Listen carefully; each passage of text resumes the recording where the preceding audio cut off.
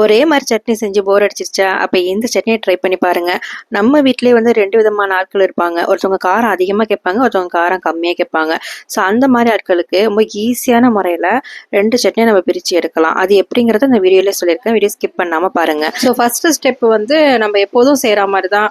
தக்காளி, வெங்காயம், பூண்டு, மிளகா இதெல்லாம் வச்சு நம்ம அரைப்போம் இல்லையா? அதான் ஃபர்ஸ்ட் ஸ்டெப்பு. செகண்ட் ஸ்டெப்லேருந்து தான் வந்து ஒரு முக்கியமான ஒரு பொருள் வந்து இதில் ஆட் பண்ண போகிறேன். அதான் இதில் ஹைலைட்டு. ரொம்ப சத்தான பொருளும் கூட அது. இந்த சட்டிக்கு நான் என்னென்ன சேர்த்துருக்கேன் அப்படிங்கிறத சொல்கிறேன். 2 பெரிய வெங்காயம் எடுத்திருக்கேன், 4 வரமிளகா, 1 டேபிள் ஸ்பூன் அளவுக்கு கடலப்பருப்பு, 3 தக்காளி எடுத்திருக்கிறேன், 6-7 பல்லு பூண்டு எடுத்திருக்கிறேன்.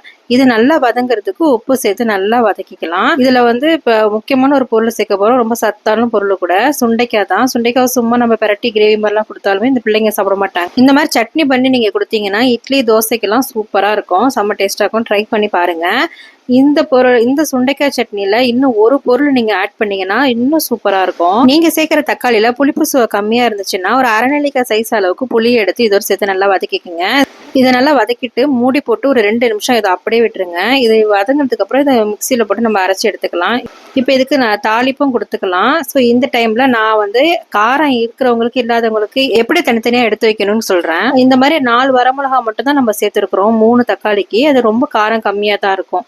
ஸோ காரம் அதிகமாக வேணுங்கிறவங்களுக்கு இந்த மாதிரி சட்னியை ரெடி பண்ணதுக்கு அப்புறம் தனியாக எடுத்து சில்லி ஃப்ளக்ஸ் நம்ம வீட்டில் ரெடி பண்ணி வச்சிருப்போம் இல்லையா, அதை வந்து எடுத்து கொஞ்சம் தூவி விட்டிங்கன்னா அதில் காரம் வந்து இறங்கிடும். இது வந்து எல்லாத்துக்குமே குழம்புலேருந்து எல்லாத்துக்குமே பொருந்தும். சட்னி கூட ஒரு பொருள் சேர்த்தா நல்லா இருக்கும்னு சொன்னேன் இல்லையா, அது வந்து நடக்கல தான். நடக்கலை சேர்த்து அரைச்சி பாருங்க, இன்னும் டேஸ்ட் அதிகமாக இருக்கும். என்னோட வீடியோ பார்க்குறவங்களுக்கு தெரியும் இந்த தோசையை பற்றி. கருப்பு உளுந்த வெந்தயத்தோட சேர்த்து முதல் நாள் நைட்டே ஊற போட்டு மறுநாள் வந்து அரைச்சி உடனே சுட்டு எடுக்கிறது தான்.